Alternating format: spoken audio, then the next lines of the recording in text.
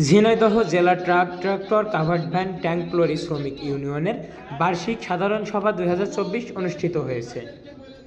জনাব মোহাম্মদ মাসুদ রানার সভাপতিত্বে এবং জনাব মোহাম্মদ অলিয়ার রহমানের পরিচালনায় উক্ত অনুষ্ঠানে প্রধান অতিথি হিসেবে উপস্থিত ছিলেন জনাব মোহাম্মদ কাইয়ুম শাহরিয়ার জাহেদি হিজল, মাননীয় মেয়র, ঝিনাইদহ পৌরসভা, এবং বিশেষ অতিথি হিসেবে উপস্থিত ছিলেন জনাব মোহাম্মদ জহিরুল হোসেন, উপপরিচালক, আঞ্চলিক শ্রম দপ্তর, কুষ্টিয়া।